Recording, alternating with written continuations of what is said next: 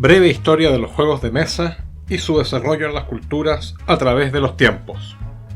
Capítulo 5. La familia de los juegos orientales de rodear.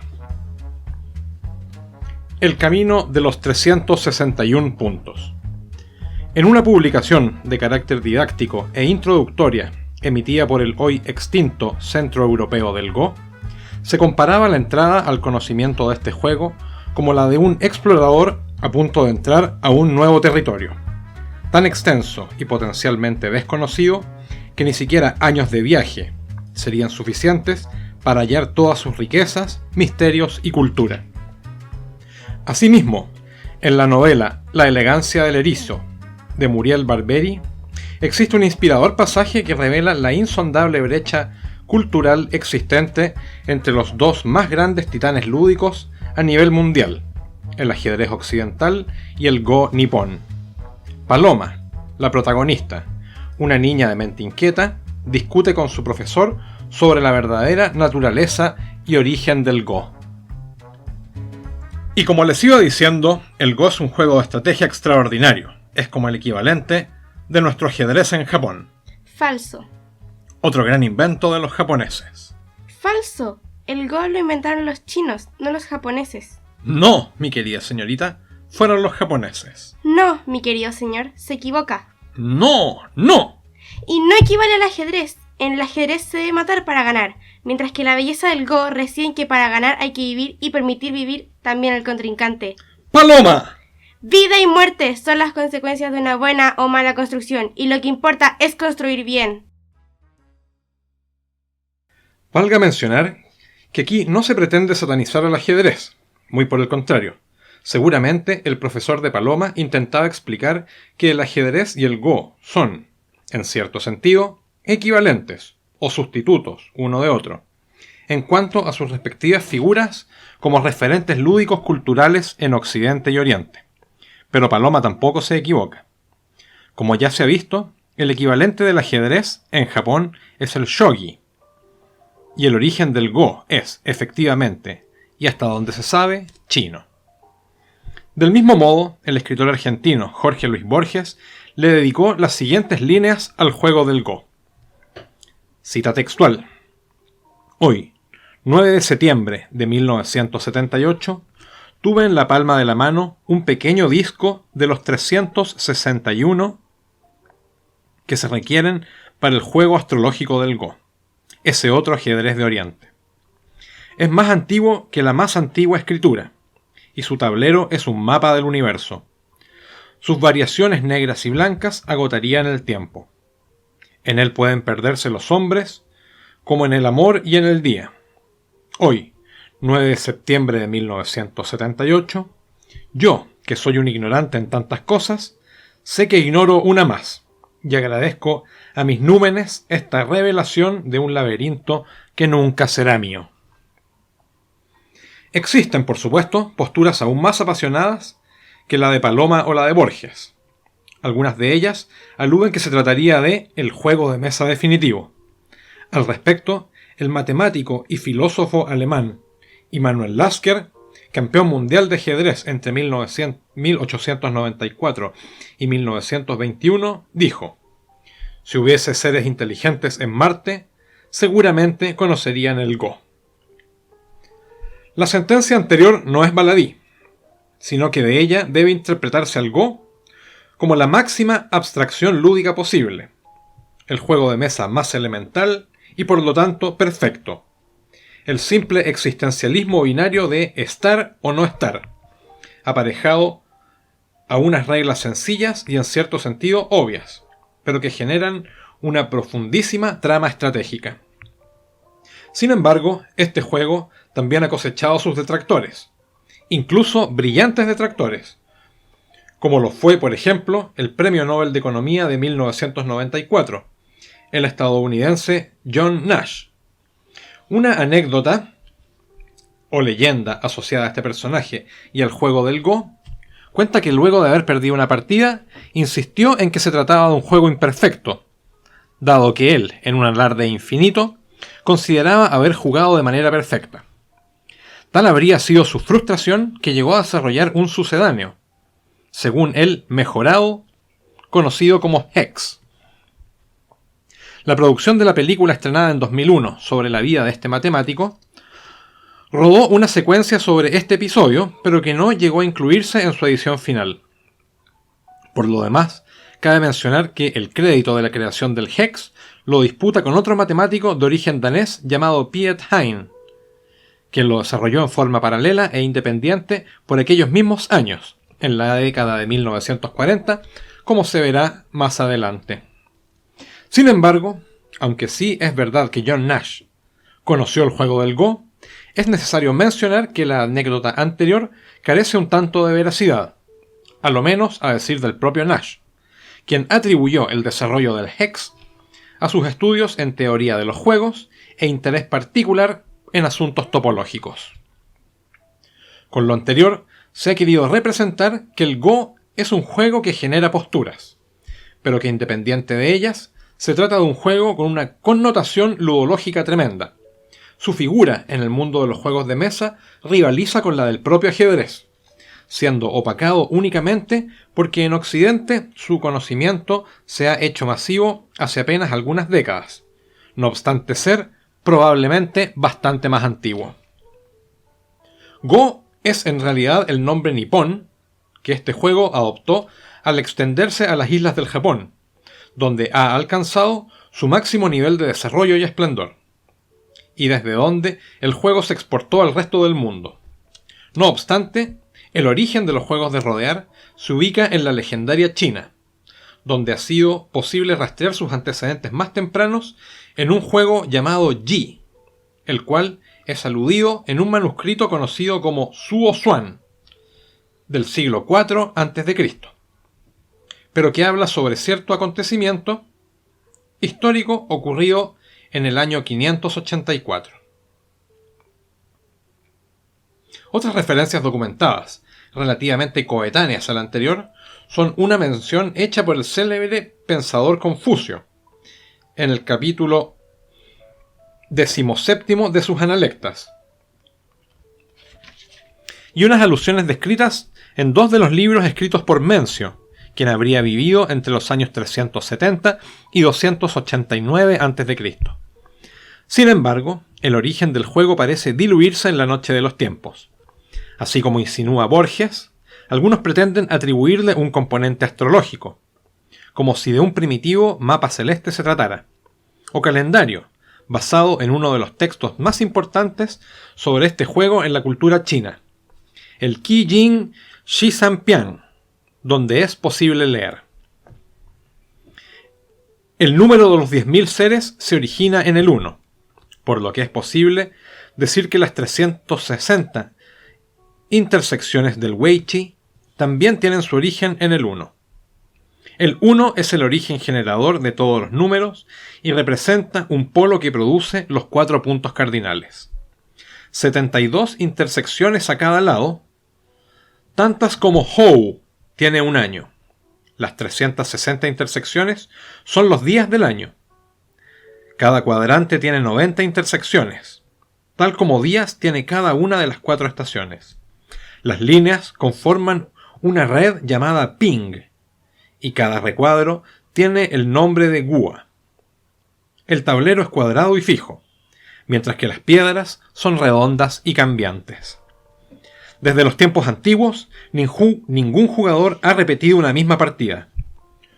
Suo Xuan dijo: todos los días son nuevos, por lo tanto, los razonamientos deben ser profundos y las conclusiones deben ser perfectas, para poder comprender los caminos que llevan hacia la victoria y hacia la derrota, y lograr aquello que no se ha logrado.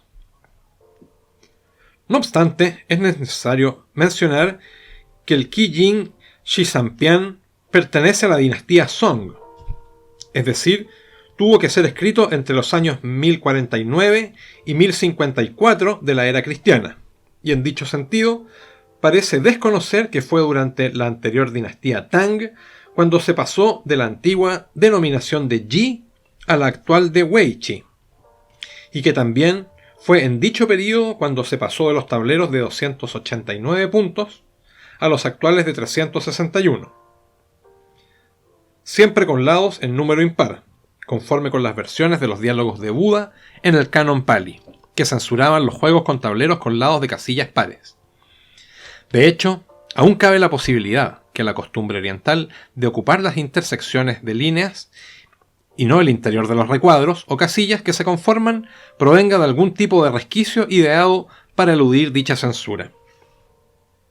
Existen también otros antecedentes, no comprobados, que indican que el juego podría provenir de épocas bastante más remotas, como se menciona en una leyenda sobre el emperador Yao, quien vivió entre los años 2337 y 2258 a.C., la que cuenta cómo las nociones del Weichi le fueron reveladas al celebérrimo monarca de manera onírica por el mismísimo emperador Huangdi y el hada Yongcheng. Yao, posteriormente, habría desarrollado el juego con los elementos que logró retener en su memoria desde su sueño, y luego este se lo enseñó a Dan Su, su distraído hijo, al cual había concebido con la concubina San Yi. Otra versión de la leyenda dice que Yao mandó a su consejero Shun a inventar un juego capaz de desarrollar el intelecto de su hijo, el cual aparentemente no resultaba muy listo. Como fuese, con el correr de los años, el Weichi se expandió por casi todo el oriente, pasando por el Tíbet hasta la parte septentrional de la India, mientras que hacia el este pasó a la península de Corea con el nombre de Baduk, también hacia la isla de Taiwán y finalmente a las islas niponas, donde se le dio al juego el nombre de Igo, término que más tarde pasó a ser simplemente Go.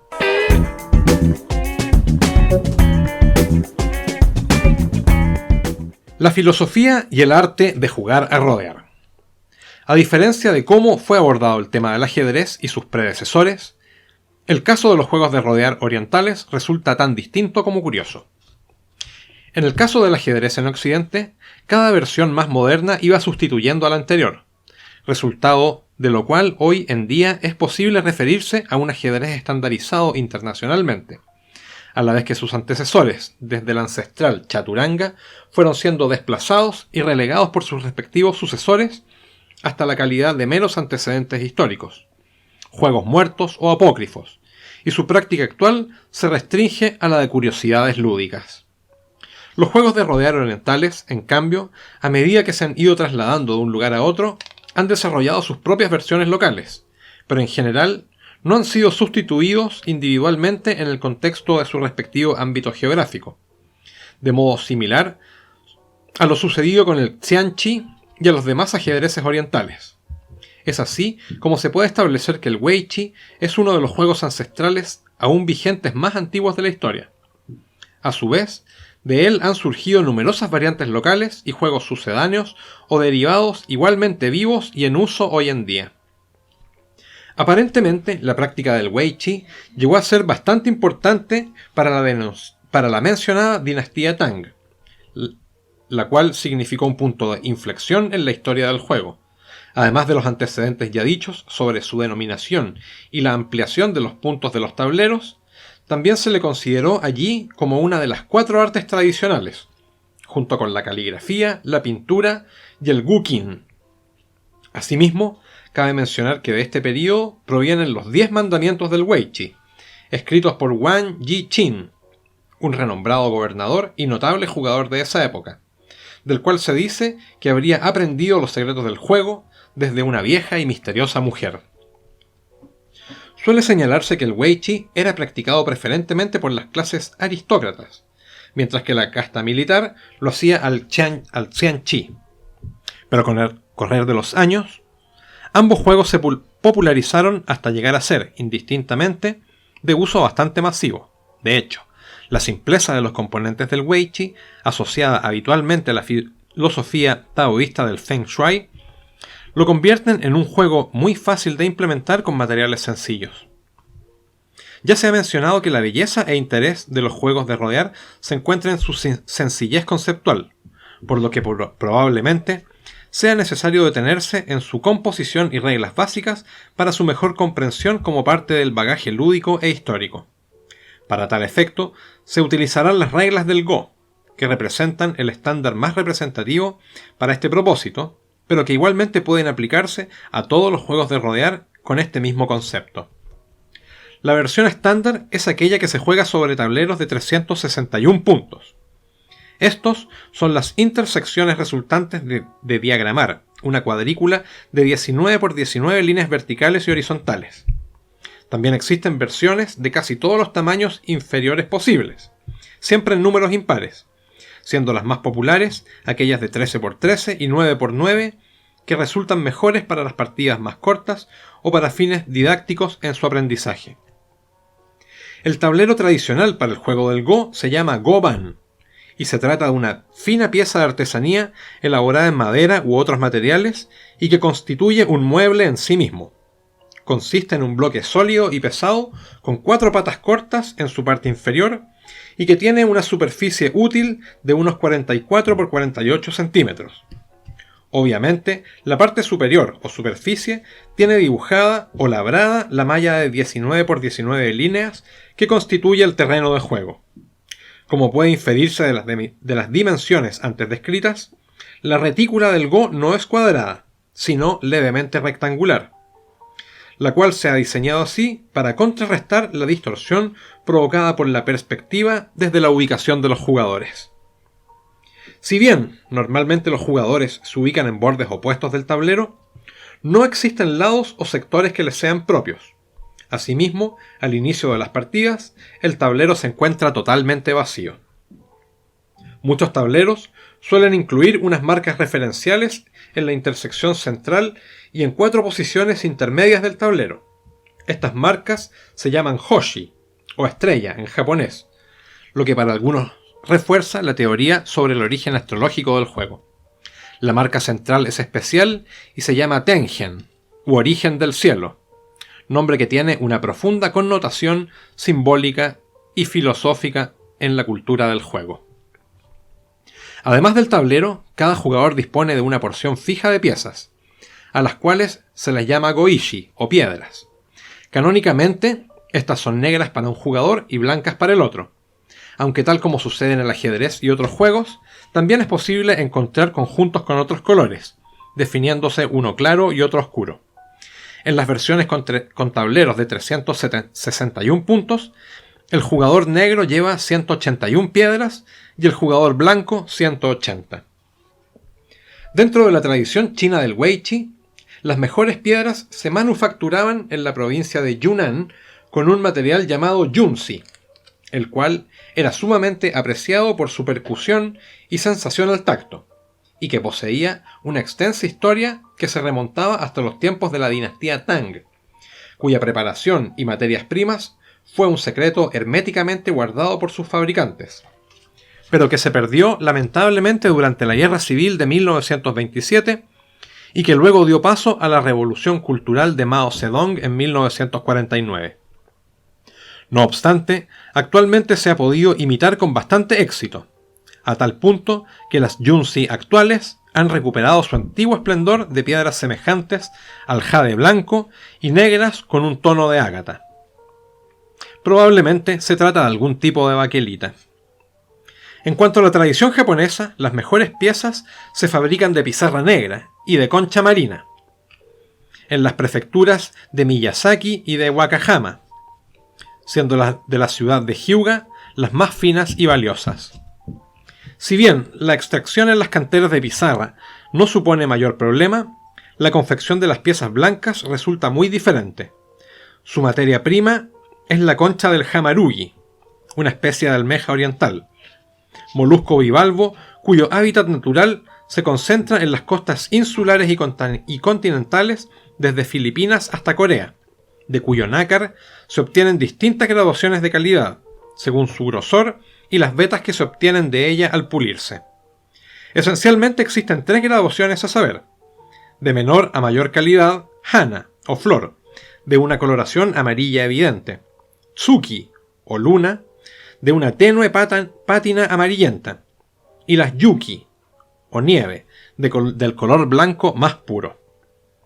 Sin embargo, producto de su gran valor y la escasez de almejas hamarugi, apreciadas tanto por la industria del Go como por la del sushi, En la actualidad se han sustituido las conchas de almejas con conchas de almejas cultivadas en el Golfo de México, las cuales resultan bastante similares a sus congéneres orientales, pese a que presentan vetas menos exquisitas y, según los expertos en la materia, se las considera en varios grados de menor calidad que las tradicionales.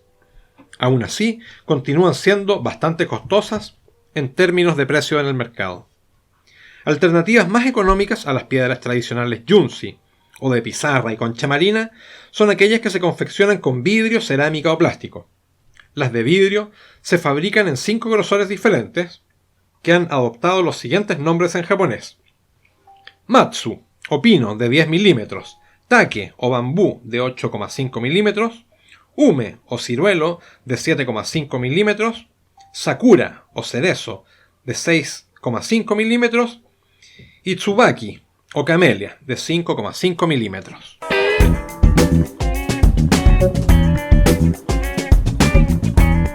Las 5 reglas básicas. El Weichi y el Go y los demás juegos de rodear tratan sobre 2 fuerzas que se expanden e interactúan para apoderarse de la mayor cantidad de territorio posible. En dicho sentido, durante la partida ambos jugadores se alternan para ir ubicando sus piedras sobre el tablero de acuerdo con unas reglas sencillas.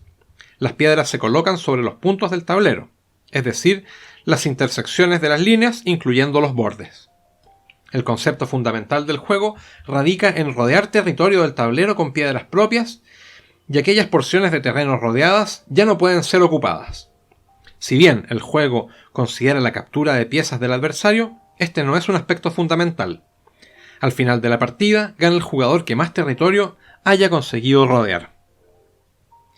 Dependiendo de las fuentes utilizadas, un manual u otro pueden diferir al momento de enumerar y denominar las reglas básicas de los juegos de rodear, agregándolas o desagregándolas normalmente entre 4 a 7 reglas. Aquí se hará referencia a 5, dado que este número tiene una especial connotación dentro del espíritu del Go.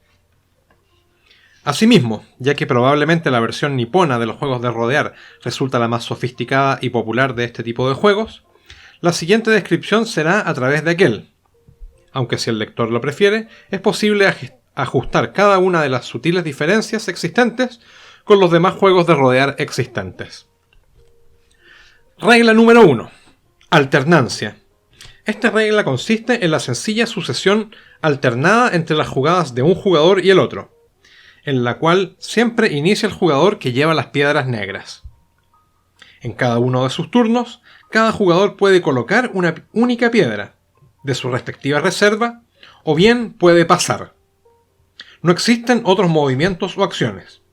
La colocación de piedras puede ser sobre cualquier intersección vacía del tablero que se encuentre habilitada en consideración de las demás reglas. Regla número 2. Libertad, vida y muerte. En esta regla radica la esencia de los juegos de rodear y habla de la situación de las piedras con respecto a los espacios del tablero y las demás piedras, tanto propias como adversarias. Las libertades son los puntos adyacentes y ortogonales a una piedra que se encuentran desocupados. De esta manera, se entiende que una piedra aislada y colocada en medio del tablero posee naturalmente 4 libertades: arriba, abajo, a la izquierda y a la derecha. Una sucesión de 2 o más piedras del mismo color, ubicadas sobre puntos adyacentes, conforman una cadena. Una cadena de piedras posee tantas libertades como puntos adyacentes desocupados tenga cada una de las piedras que la conforman.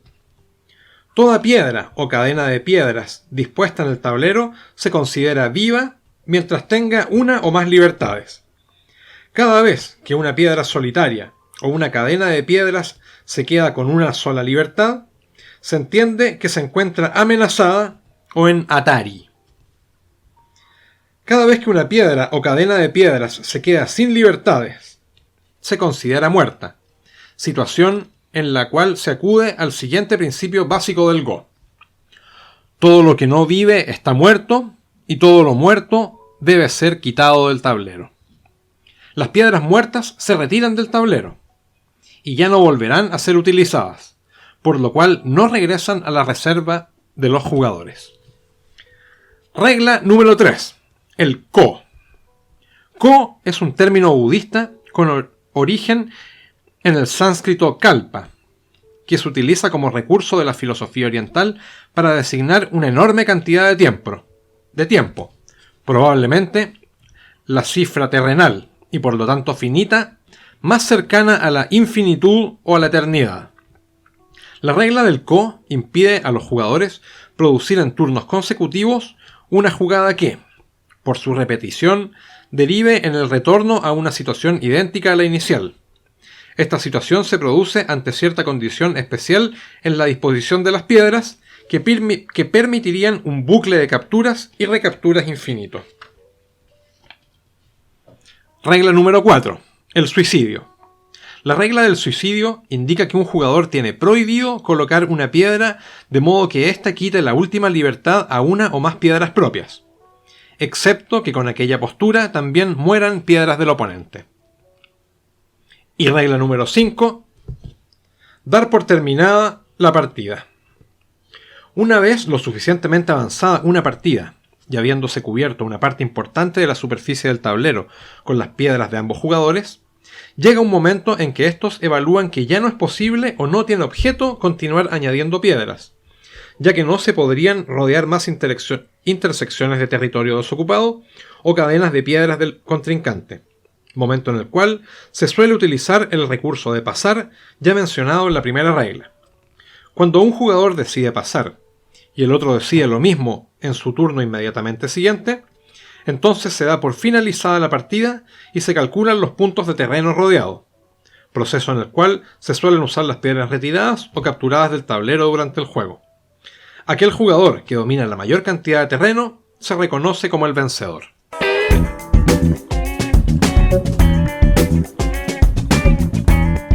Los juegos de rodear más allá de China.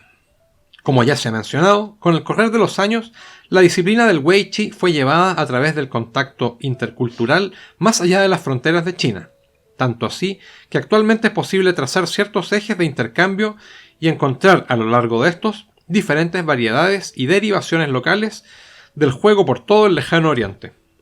Por el norte, desde la región de Sikkim al noroeste de India, a Nepal, el Tíbet, donde también es posible encontrar el juego del Ming Mang, luego Mongolia, la península de Corea, donde se juega el Baduk, y desde allí hacia las islas del Japón, donde se juega el Go. Por el sur, hacia el sudeste asiático, a través de toda la península indochina, la península de Malasia y su proyección hacia la isla de Borneo, donde es posible hallar el juego del Pasang en Brunei. Finalmente, un eje central, desde el continente hacia Taiwán y probablemente desde allí por las islas Ryukyu hasta Okinawa y el resto del Japón. A continuación serán analizados algunos de los ejemplares locales más relevantes de los juegos de rodear derivados del Weiqi. El Baduk coreano. Existen dos teorías sobre la entrada del Weiqi en la península de Corea. Una de ellas, la más pretérita, dice que el juego fue llevado por un tipo llamado Kisi, quien escapaba de China, liderando un grupo de refugiados durante la época de Confucio, es decir, entre los siglos VI y V a.C. La teoría más reciente y que parece más probable indica que el juego habría sido llevado a Corea por los chinos durante la invasión perpetrada por el rey Wuti de Han en el año 109 a.C., la cual se dice sucedió por la preocupación de aquel monarca ante el importante desarrollo que en esa época había alcanzado el Go-Joseon antiguo, una especie de protorreino anterior a la época de los Tres Reinos, ubicado en la parte norte de la península, donde hoy se encuentra la Manchuria y Corea del Norte. Como sea, el juego ya se encontraba bastante bien establecido durante la era del reino Goguryeo, inmediatamente posterior a la invasión del rey Wuti.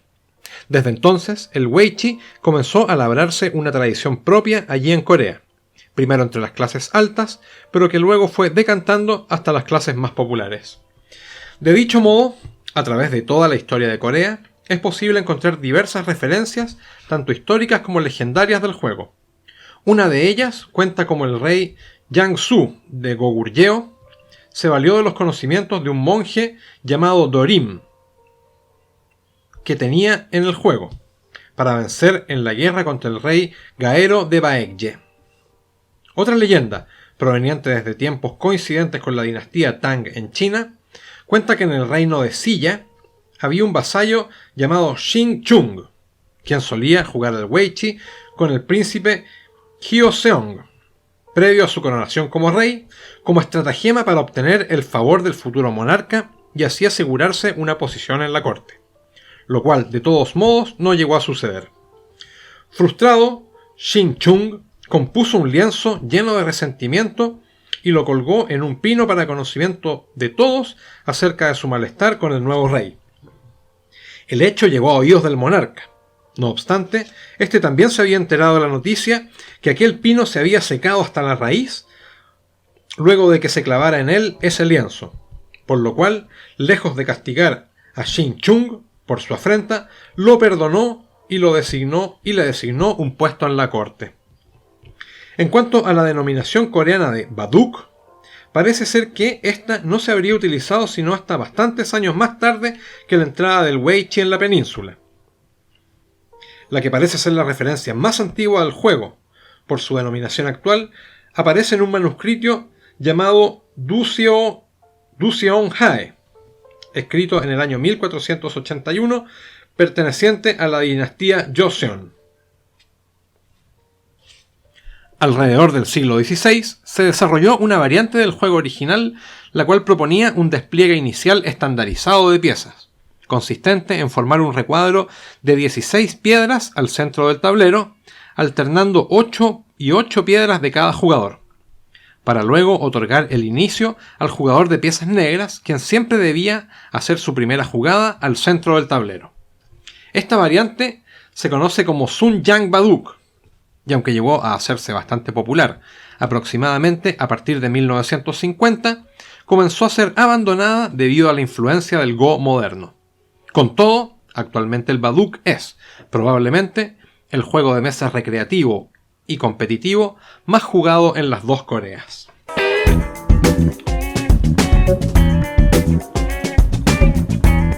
El Go japonés.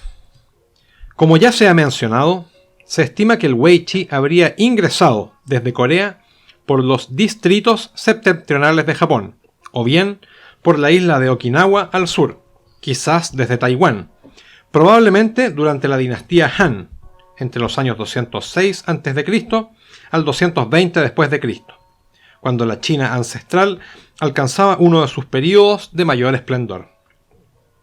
Hacia el siglo VII el juego ya era conocido como Igo en la mayor parte del territorio nipón, y para el siglo VIII se había vuelto bastante popular dentro de la corte imperial. Según concuerdan algunos lingüistas, aquella denominación, derivada más tarde en el simple Go, tenía una interpretación muy significativa, relativa a una conversación o discusión con las manos, antecedentes que cobra bastante sentido al tener presente que Go en japonés también significa 5, número que en multitud de culturas se asocia simbólicamente con la mano por sus 5 dedos. Después de la batalla de Sekigahara, ocurrida el día 21 de octubre del año 1600, y como resultado de la unificación del Japón e instauración del shogunato Tokugawa Ieyasu, dicho gobierno adoptó al Go como una disciplina artístico-filosófica protegida como un bien nacional. Como parte de dicho proceso, se nombró al monje budista Honinbo Nikai como Go-Kodoro o ministro del Go, quien luego, por mandato imperial, fundó la escuela de Go Honinbo, que fue el primer paso para la posterior fundación de las demás escuelas o casas de Go subsidiadas por el Estado japonés, a saber, Hayashi, Inoue y Yasui, además de otras 3 casas menores, las cuales fueron Sakaguchi, Hattori y Mizutani. En estas escuelas se impartía el conocimiento del Go, se desarrollaba su filosofía y se establecieron los 14 Dan, utilizados para diferenciar a los jugadores dependiendo de su nivel de aprendizaje y maestría en el camino de los 361 puntos. Durante la era Edo, se sobrevino una verdadera época dorada del Go en Japón, durante la cual Las 4 casas principales aumentaron su prestigio y popularidad, compitiendo en los diferentes torneos en presencia del shogun y al interior del propio castillo Edo. A la vez, se desarrollaban sus propios estilos y secretos de juego. Los avances más significativos en la ciencia del Go se deben a Meijin Dosaku durante la década de 1670. Dosaku fue el 4º director de la casa Honimbo y es considerado por muchos como el mejor jugador de todos los tiempos. Asimismo, la casa Honimbo fue, con mucho, la mejor y más prestigiosa de entre las 4 escuelas tradicionales y durante su existencia produjo más meijines que todas las demás juntas. Con la restitución del emperador en el año 1868 y el consecuente derrumbe del shogunato, el juego del Go perdió su financiamiento gubernamental y la hegemonía de las escuelas menguó hasta casi desvanecerse. Si bien la escuela Honimbo cerró definitivamente en 1940, la denominación Honimbo se conservó para dar así su nombre a uno de los más prestigiosos e importantes torneos de Go del Japón, pasando a su vez el título de Honimbo al ganador de aquel torneo. Una obra relevante del período clásico del Go es aquella titulada como Kogyoku Join, que se traduce como Ecos de gemas en choque, publicada en 1897, la cual reunía las mejores partidas de Honimbo Shusaku, el Invencible, de quien se dice habría convertido en credo los 10 mandamientos del Weichi, acuñados por el chino Wang Jiqing en tiempos de la dinastía Tang, según se encuentran representados en el Kijin Shisanpian, y que además se encontraban reproducidos en la página inicial del libro japonés. 1. La codicia no trae la victoria. 2. Penetra en la esfera suave y fácilmente. 3. Antes de atacar, controla tu retaguardia. 4. Abandona las pequeñas capturas. Combate por la iniciativa. 5. Deja lo pequeño, toma lo grande. 6. Si estás en peligro, despréndete de algo. 7. Sé prudente. No juegues aquí y allá por todo el tablero, sin sentido. 8. Devuelve golpe por golpe, si es necesario. 9. Si tu rival es más fuerte, defiéndete. Y 10. Si un grupo queda aislado en medio de una estructura hostil, escoge el camino pacífico. A estas alturas, no resulta disparatado inferir que el juego del Go representa una verdadera institución nacional del Japón, y que su relevancia a nivel cultural en este país lo ha catapultado a un estudio de superioridad evidente respecto de su predecesor, el Weichi, y de los demás juegos de rodear existentes, convirtiéndolo en la actualidad en el juego de rodear de referencia y más popular en todo el globo.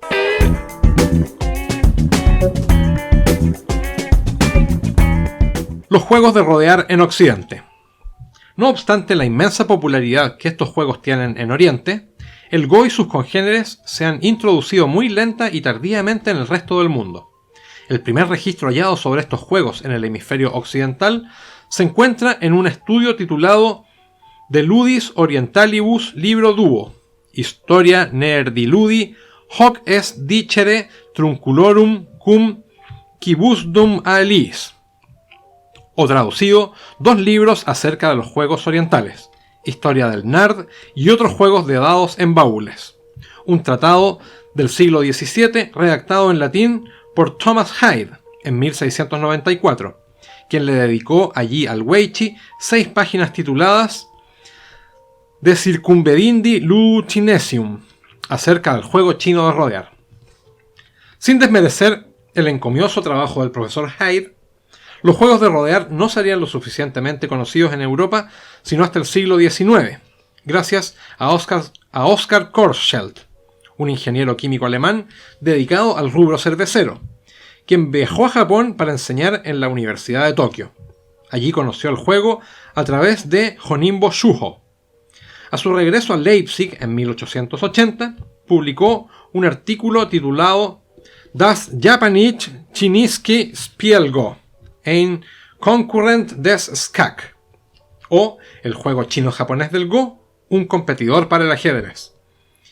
En el periódico especializado alemán Mitteilungen der Deutschen Gesellschaft für Natur- und Völkerkunde Ostasiens, o Comunicados de la Sociedad Alemana de Naturaleza y Etnología de Asia Oriental.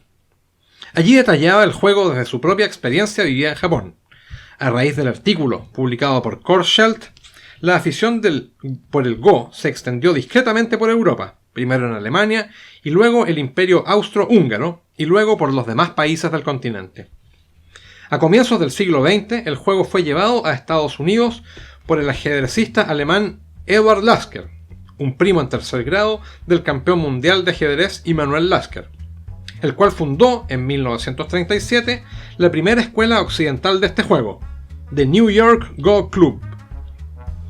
Esfuerzo realizado con la ayuda de su amigo Arthur Smith, también aficionado al Go y escritor del libro El Go, el juego nacional de Japón. Actualmente, el Club de Go de Nueva York no existe, pero su influencia sentó las bases de la actual Asociación Americana del Go, la cual entrega el premio honorífico Eduard Lasker a sus socios y contribuyentes más destacados. En la actualidad, los juegos de rodear orientales, y particularmente el Go, cuentan con una afición de miles de personas en Occidente, y prácticamente cada país tiene su propia asociación. Y hasta aquí el episodio número 13 de esta breve historia de los juegos de mesa. En el siguiente episodio nos dedicaremos a analizar algunos sucedáneos, sustitutos y derivados del Go, como asimismo algunas historias referidas al juego del Go en la cultura popular. Recuerden que si quieren conocer más detalles sobre el Go y otros juegos de rodear orientales, los pueden hallar en la versión física de esta obra, la cual contiene mucha más información adicional y se encuentra disponible en Amazon, cuyos respectivos enlaces se encuentran en la descripción de este video o podcast, según la plataforma de vuestra preferencia. Y si quieren conocer aún más historias sobre el mundo de los juegos de mesa, no olviden visitar el blog de la Ludoteca de Pampala. Finalmente, mis agradecimientos para mi hija Mariana, quien interpretó la voz de Paloma. Muchas gracias, mi pequeña. Hasta el próximo episodio.